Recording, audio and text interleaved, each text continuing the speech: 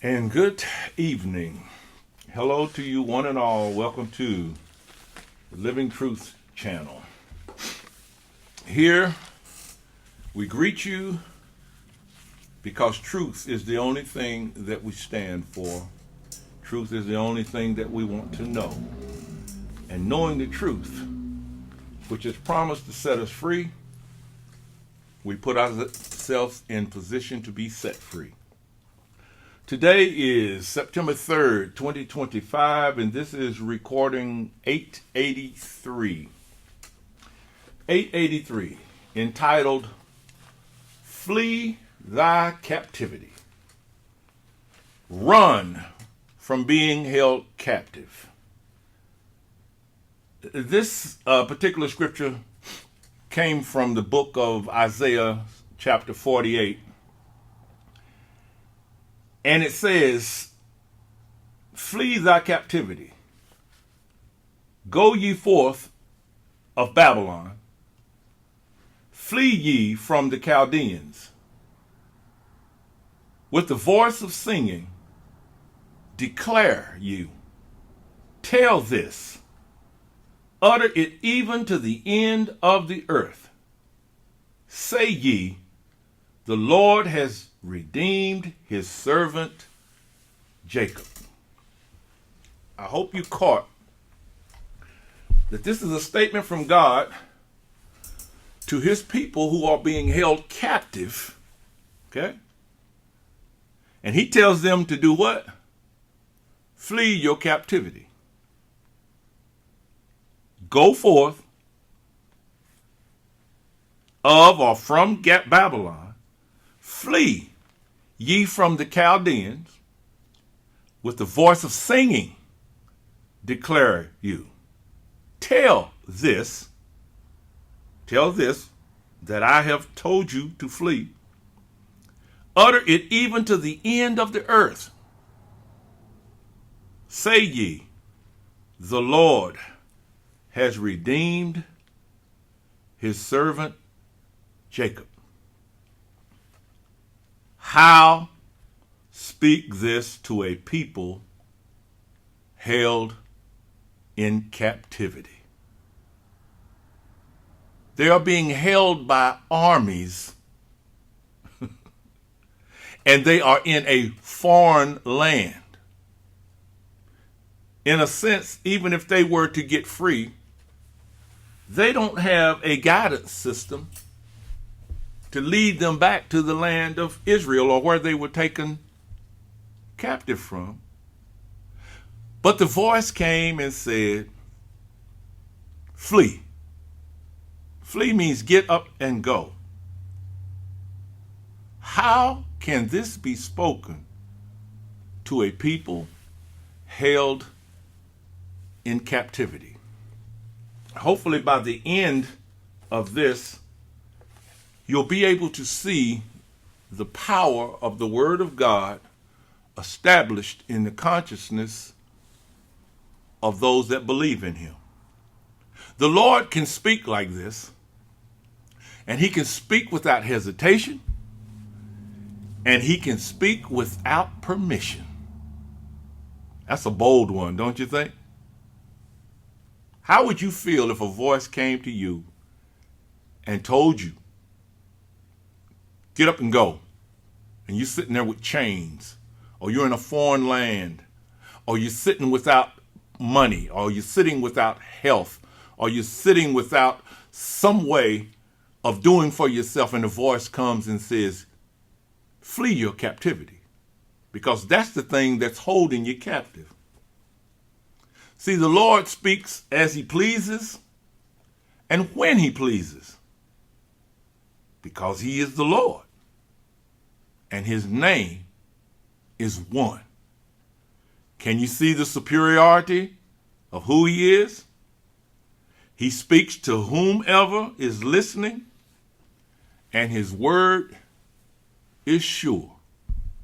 How would the people of the earth, how would they operate if they literally believe this to be 100% true?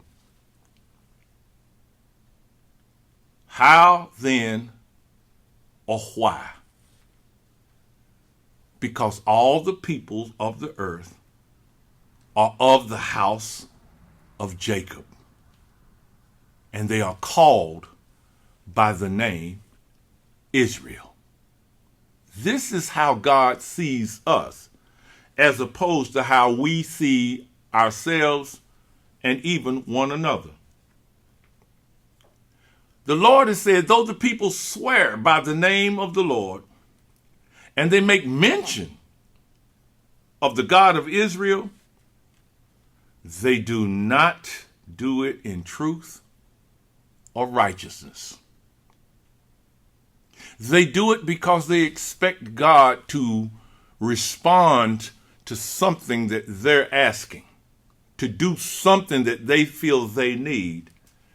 And they get disappointed when it does not happen the way they think it should. That's why he says the people, they name themselves as being children of God. They even mention that they're children of the God of Israel, but they do not know truth or righteousness. They have become imprisoned by a self-imposed illusion of separation,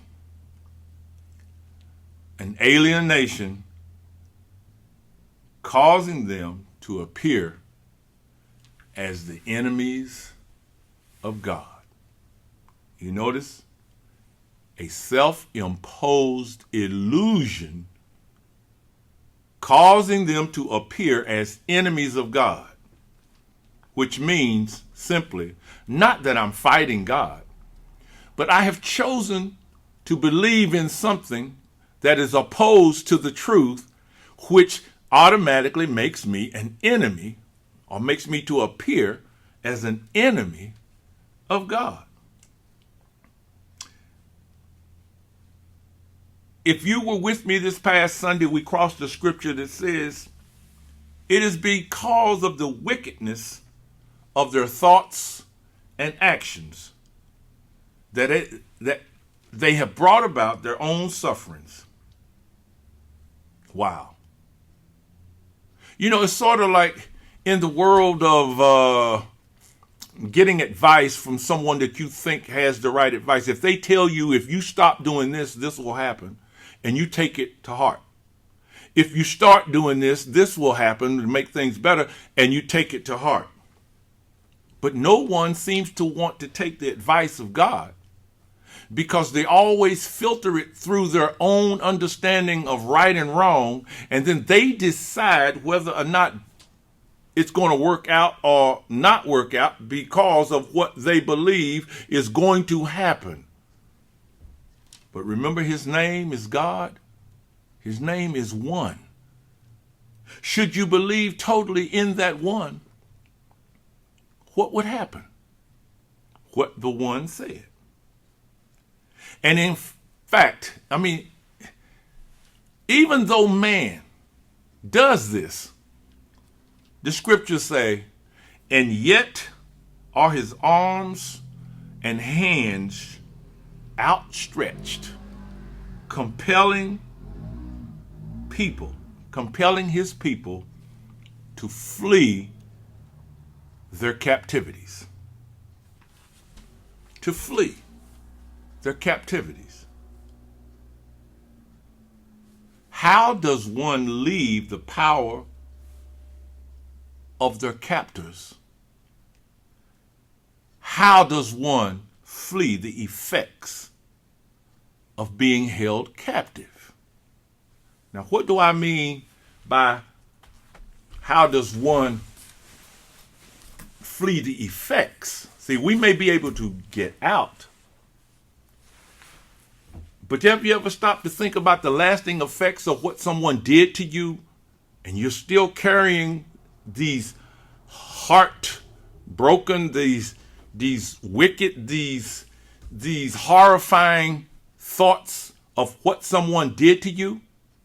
See, you may be free in body and mind, or not mind, but body, physically.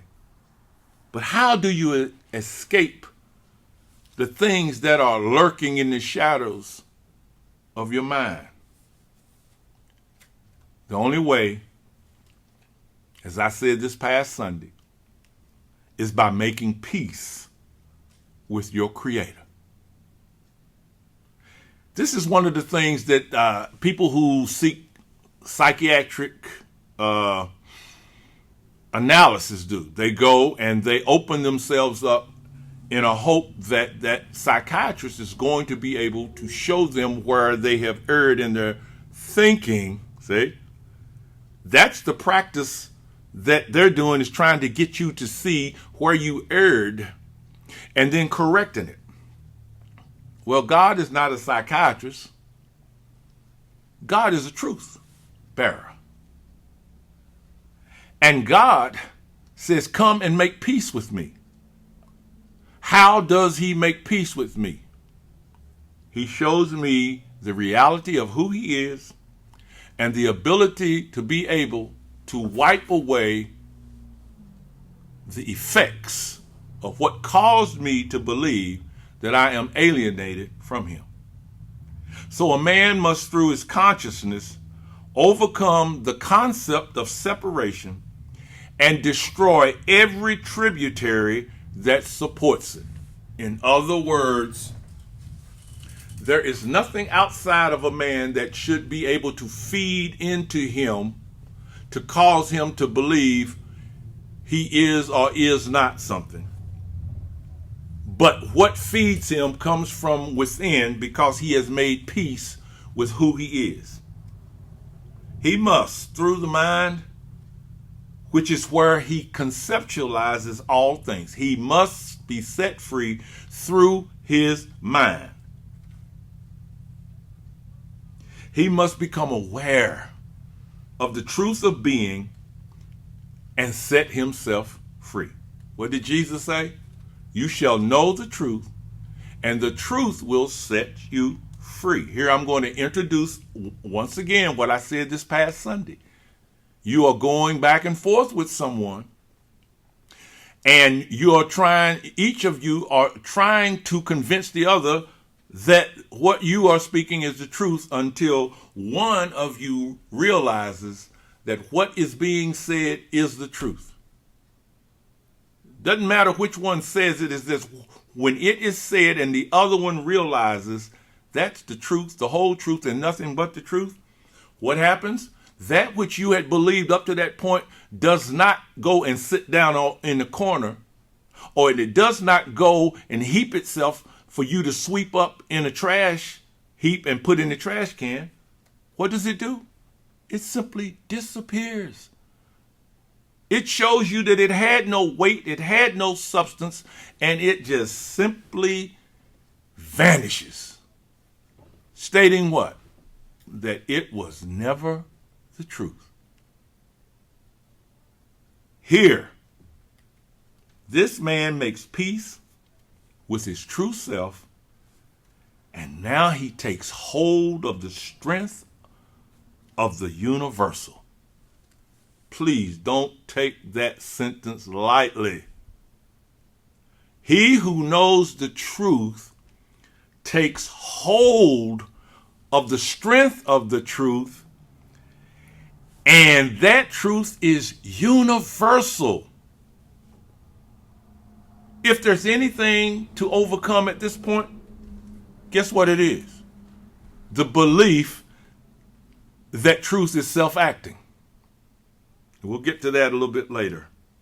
The belief that truth is self-acting. You mean knowing the truth will automatically act? Yeah. 1 + 1 is 2. Up, down, gravity, H2O. Those are universal truths. They are self-acting. You do not have to pray. You don't pray for rain to fall. You understand that the universal law takes care of all things, and if necessary, what's going to happen? Rain will fall. The mind of Christ, or truth, established in our consciousness will now express the power of truth and the freedom to all that accept it. You shall know the truth, said Jesus, and the truth will set you free. Can you depend on that? Am I willing to stand in what God called the fire of affliction? Am I willing to stand in that to see this truth? Because there has to be an overturning within us that causes the untruths to just dissipate. And then we stand alone, clothed in truth, and the truth will express itself. There's nothing that can hold truth captive. There is nothing that can limit the range of truth's expression. That should have opened you up a little bit. You mean if I know the truth here, yeah, it's self-acting on the other side of the world. Oh my goodness. That's the range. Where's the truth? The truth is universal. It's all throughout the universe. So me knowing the truth right here, I know now that that truth is self-acting everywhere. And there's nothing that can limit. There is nothing that can withstand its range. The only place that an illusion can be ended is in your own consciousness. You mean, excuse me, if I'm holding something within me that's untrue, you mean if I realize the truth about it, if I actually realize, yeah, it has to disappear. And what is correct has to come forth. It cannot wait. It's not going to wait for you to ask it to come forth because it's already there, waiting on your recognition that there is nothing that can limit that which is required. So the only time that is required for the consummation of the reality of truth, the only time required is dependent upon my ability to reinstate myself, you reinstate yourself in your own consciousness. So where is truth firmly established? It's already established in your consciousness, in my consciousness. So when will it reveal itself? Dependent upon the time I spend rehearsing, acknowledging, accepting the truth. You see, for one to travel this road that I'm describing right now, you must first believe what? That there is a God. You got to believe there is a God. You must first believe that this God is supreme in intelligence. This God is omnipotent in power. This God is everywhere present. Got to believe that. You got to believe that all things exist because of this God. And all things are governed by this God. And then you must believe on the one that this God has sent to reconcile all things unto him. And the scriptures say he sent one to reconcile all things. So we have been reconciled, but we have to come to the place where we believe it. Jesus said, believe on him whom God has sent, and you shall see amazing things. I jotted some notes, and if it appears that I'm reading, I apologize, but these things are important to me, and I jotted them down because these are the things that I meditate on and I go over and over and over, that I might not have to think off the top of my head, because I want to think from the truth. You see, truth makes itself available to all, especially those that swear by it, and even to them who do not honor it correctly in the heart. It's there. It's everywhere. As all things are established upon it, it calls out to be rightly understood that by which it may be established becomes the mainstay and proof of its declarations. In other words, when God says, flee your captivity, he wants you to understand that that's the truth speaking to you, and for you and myself to say, how?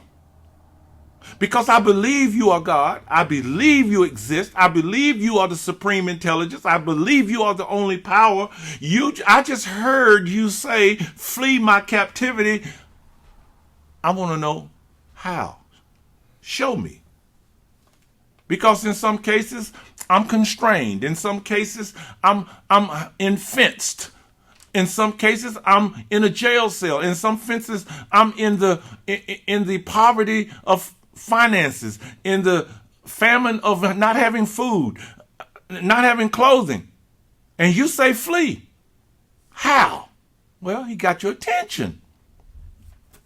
See? He has your attention, and what we're supposed to do is to stay with him and stay with him until we have an understanding, instead of saying, okay, Lord, free me, and we go about our business.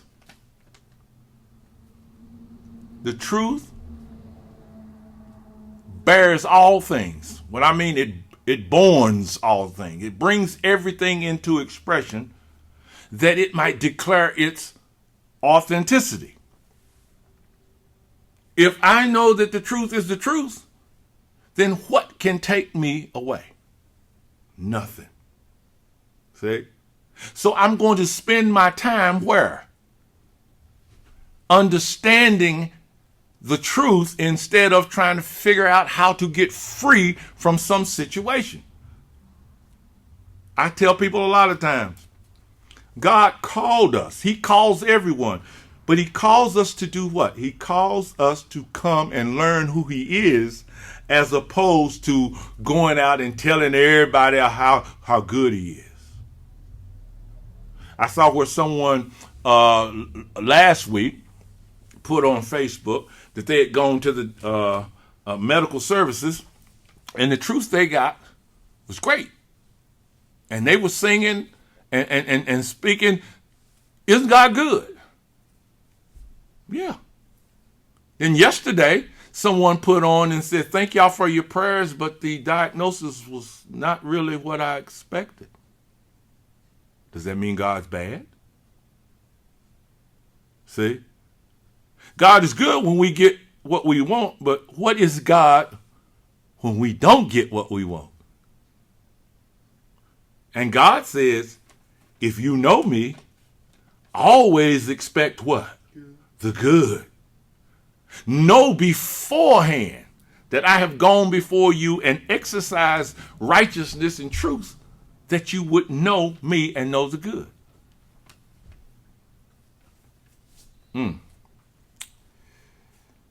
Truth comes to express its authenticity so that a man can't pick it up, use it, and say, look what I discovered. Because every day someone would be saying something as idiotic as, I discovered 1 + 1 is 2. No. Truth was established. 1 + 1 was established before we even hit the planet. See? And it was put to work for everybody. But a man might say, come down Wednesday, come on Sunday, come on special event. I got this power. No, he doesn't. That power was established before the foundation of the world, and this man is a woman should allow this truth to express through them because it is the truth, and they have connected themselves to the understanding so that the understanding would be what? Authenticated. What is the authentication? I am God, and I am God alone, saith God, and my name is one. Ever patient, being ever patient, God waits. Waits for us to what? To recognize the existence, his existence, that his purpose may be completed. For its own sake will God do it. To be recognized as the foundation of all things, God or truth remains true to itself, not to a special people, not to a special person. Well, you say, well, it remained true to Jesus Christ. Exactly. Because he recognized the truthfulness of truth, and the truthfulness of truth will remain aligned with who aligns itself with truth. Nothing can hinder where truth is found. Wherever you go, nothing can hinder. I'm on the other side of the world. H2O is water. I'm down in the valley. H2O. It's water. That truth. This is what we must come to understand about God. That God is true everywhere. He that draws near shall be blessed by truth's bountifulness. Nothing of the truth withholds itself from them who draw near to it. Peace will flow as a river. Its effects shall cover as the seas cover the earth. Can you see your consciousness broadening out? Peace will cover as the seas cover the earth. They that find the truth shall sing even to the end of the earth. In our particular case, that means in a circle. North, south, east, and west. However you do it. You shall sing. The ones who had sat in darkness will now provide refreshing as they have been refreshed. The heart, when it has recognized that it has labored in vain and languished in disappointment, all of these things have hindered its desire for happiness. When the heart recognizes this, then it will turn. It will turn and submit itself to truth. It shall, after recognizing the presence of truth, not outside. The proof of truth is outside. But when it recognizes that the truth is within. How do I know it's within? For we have the mind of Christ. All things of God are within the mind of Christ. I have the mind of Christ. This light within me shall show itself glorious. Recognizing only God to be its strength, it can now be used to restore that and those that appear alienated. Are you ready? Are you ready to help others flee their captivity, or you want to walk around saying, I know something they don't know? See, this is what God is saying. Come to me. Love the Lord with all thy heart, with all thy strength, all thy might, and all thy soul. Stop right there. Because until you can understand that phrase, you might as well forget doing anything for God.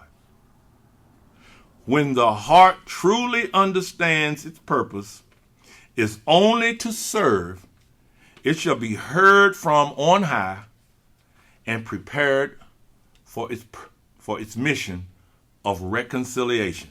As he was in the earth, so are we. It must first be established in righteousness, knowing the Lord, and the Lord is the only one that can reveal righteousness. The heart must first be established here in righteousness, that the truth contained within may go forth to set free those that appear to be prisoners in life. His light shall feed, comfort, and provide spiritual wells of water. Remember what Jesus said to the lady? If you knew who was standing here, and if you knew the gift of God, you'd ask me and I'd give you living waters. Well, this is what we're supposed to be doing with each person. Watch what happens when you walk up or someone walks up to talk to you. Take note of how your awareness starts to thinking about them. Is it going up and down them and saying, I don't know who this person is, or I wonder what this person has done, or even if you know them, is it doing that, or is it standing there saying, this is the choice person of God? I'm standing before the love of God, and it is my responsibility to know them as this and to be still and allow the flow of God. Just watch yourself. I do it all the time. And I want to be that vessel that is not in spiritual warfare, but is pouring out spiritual wells of water upon the people. This light shall be his ways, and this knowledge exalted.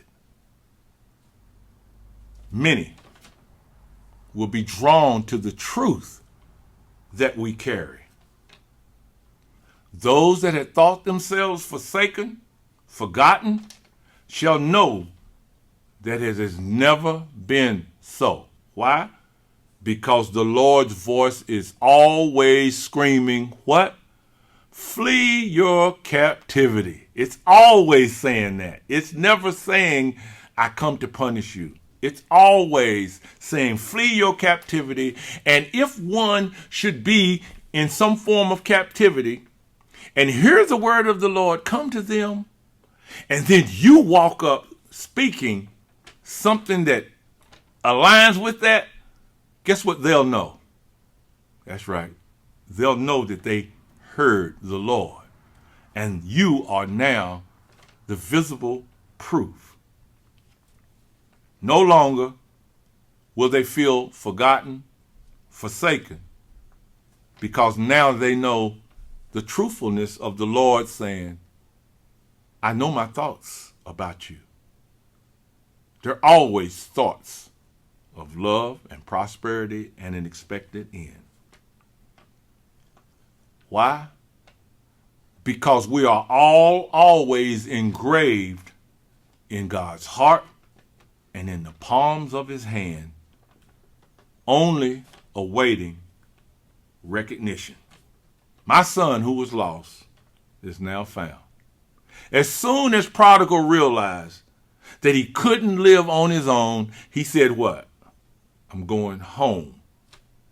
And going home meant the father heard him. Why did the father hear him? Because he had heard the father. The father was saying, flee your captivity, come home. And he says, I'm going. He didn't go to ask permission. He just turned and the father welcomed him back. A broad way shall be provided unto him that hears and understands. For he shall know that only God is the Lord, and he shall not be ashamed. No evil can stand before him that recognizes the presence of the Lord. The light of truth shall bind and cast aside all that have set out to hold captive. it shall contend with all that contend with it.